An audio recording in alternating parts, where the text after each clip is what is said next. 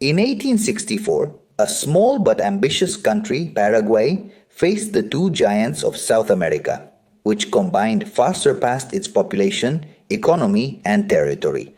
The War of the Triple Alliance was the bloodiest conflict in South American history, leaving Paraguay devastated and almost depopulated. The big question is, why did its president, Francisco Solano López, make such a risky decision that led his country to catastrophe? Are you interested? Go for it! Stay until the video ends.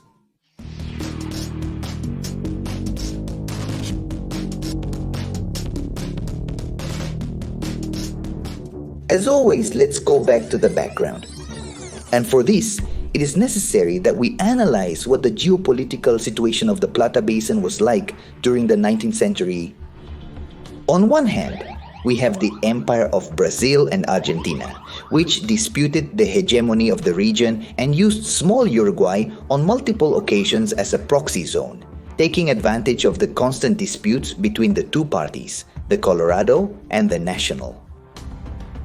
On the other hand, Paraguay had experienced great isolation during its first decades as an independent country. However, it managed to maintain a self-sufficient economy focused on agriculture and local production. This allowed it great internal stability, as Paraguay was one of the few countries in the region where civil wars did not occur. Everything would change with the rise to power of Solano López, who had the vision of opening his country to foreign markets. We move to October of 1864, when Brazil invades Uruguay to support the Colorado Party, led by Venancio Flores, in its fight against the National Party, a traditional ally of Paraguay and then led by Atanasio Aguirre. This intervention, after which Brazil and the Colorado Party emerged victorious, infuriated Solano López, who saw the invasion as a direct threat to regional balance and Paraguayan interests. In response, Asunción captured the Brazilian ship Marques de Olinda, which was sailing on the Paraguay River and had on board the president of the province of Mato Grosso.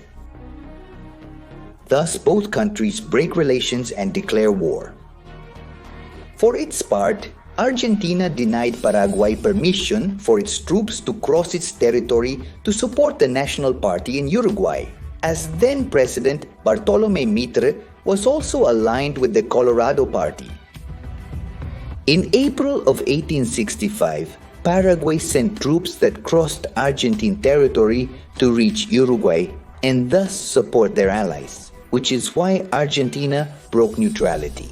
On May 1st, Argentina, Brazil, and Uruguay, governed by the Colorado Party, signed the Triple Alliance against Paraguay, a sentence that condemned the country to its worst historical catastrophe. At this point, it's time to answer the question of the video. Why did Solano López dare to confront the two greatest powers of South America on his own? Was he crazy or what? As we have been mentioning, there were economic reasons involved that relate to the Paraguayan president seeking to break the country's traditional isolation. Paraguay did not have access to the sea, and to reach the Atlantic it depended on the Paraná and Paraguay rivers, whose mouths were controlled by Brazil and Argentina. For this reason, it had to ensure free navigation on the Paraná, which gave it direct access to the Rio de la Plata.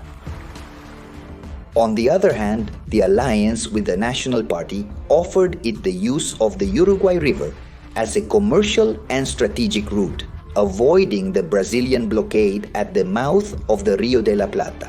Likewise, two ports like Salto or Paysandú could become strategic points for Paraguay to install resupply stations. The reasons also had political connotations, as Solano López aspired to become a regional leader. He admired Napoleon's military strategies and saw himself as a protector of the balance of power in South America.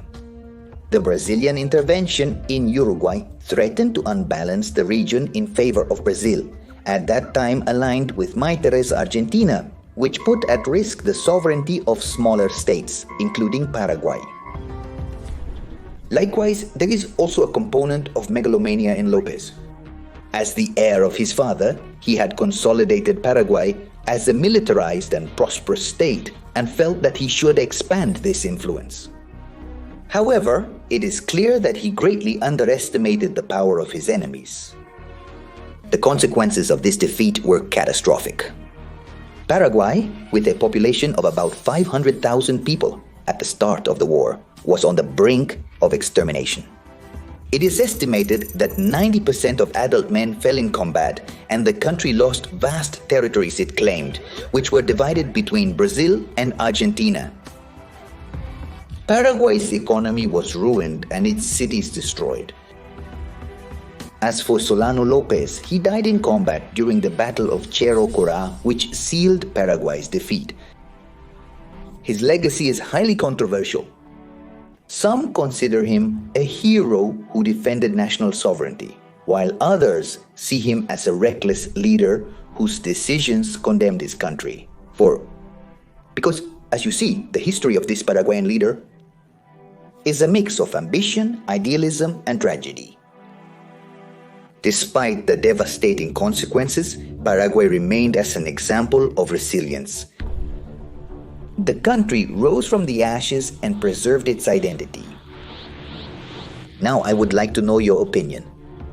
Was Solano López a hero or a villain? Would you have made the same decision in his place?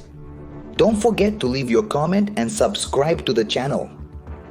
Also, I leave in the description my social networks, and in case you want to see the new videos in pre-premiere and have a greater interaction with me, your donations on Patreon, unamanito.net, or channel members are welcome. See you next time!